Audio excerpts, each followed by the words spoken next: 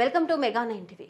దేశ రాజధాని ఢిల్లీలోని చారిత్రాత్మక ఎర్రకోటపై నుంచి ప్రధాని నరేంద్ర మోదీ చేసిన స్వతంత్ర దినోత్సవ ప్రసంగం యావత్ దేశాన్ని ఆలోచింపజేస్తుంది. తన 12 ఏళ్ల సుదీర్ఘ పాలనలో ఎప్పుడూ చేయని విధంగా దేశ భవిష్యత్తును మార్చేసే అత్యంత కీలకమైన విప్లవాత్మకమైన ప్రకటనలు చేశారు. ముఖ్యంగా నేటి తరం జెన్జీ ఆల్ఫా యువత కోసం కనీవిని ఎరుగని కానుకలను ప్రకటించారు.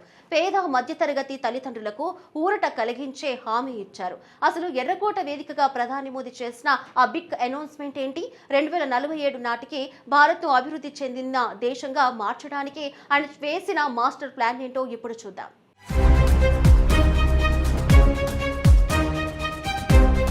నేటి సమాజంలో మధ్యతరగతి పేద కుటుంబాలకు విద్య అనేది ఎంత పెద్ద భారంగా మారుతుందో ప్రధాని మోదీ తన ప్రసంగంలో ఎంతో భావోద్వేగంగా ప్రస్తావించారు.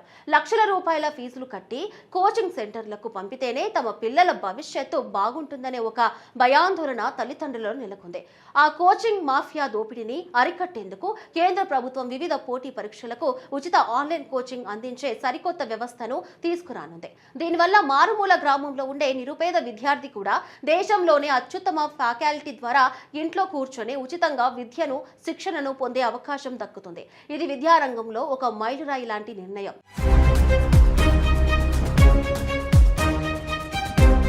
ప్రపంచం ఇప్పుడు ఆర్టిఫిషియల్ ఇంటెలిజెన్స్ వైపు పరుగులు తీస్తుంది. భవిష్యత్తు అంతా ఏఐ టెక్నాలజీదే అని గ్రహించిన కేంద్ర ప్రభుత్వం ఏడాదిలోపే దేశవ్యాప్తంగా ఏకంగా 10 మిలియన్ల మంది అంటే 1 కోటి మంది యువతకు ఏఐ నైపుణ్యాలతో ఉచితంగా శిక్షణ ఇవ్వనున్నట్లు ప్రధాని మోదీ ప్రకటించారు. రాబోయే రోజుల్లో ప్రపంచానికి అవసరమైన ఏఐ నిపుణులను తయారు చేసే అతిపెద్ద హబ్గా భారత్ను తీర్చిదిద్దడమే దీని ప్రధాన లక్ష్యం.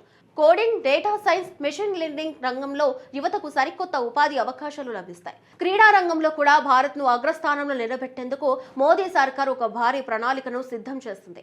2036 ఒలింపిక్స్ ఆతిథ్య హక్కుల కోసం భారత్ గట్టిగా ప్రయత్నిస్తున్న నేపథ్యంలో అప్పటికి దేశం తరపున పతకాలు సాధించే ఛాంపియన్లను తయారు చేసేందుకు ఒక భారీ టాలెంట్ హంట్ కార్యక్రమాన్ని ప్రధాని ప్రకటించారు.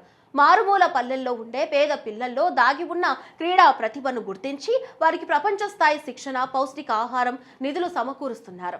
గ్రామీణ యువత ఒలింపిక్ వేదికలపై మువ్వెన్నెల జెండాను రెపరెపలాడించేలా ఈ పథకం ఒక గేమ్ చేంజర్ గా మారనుంది.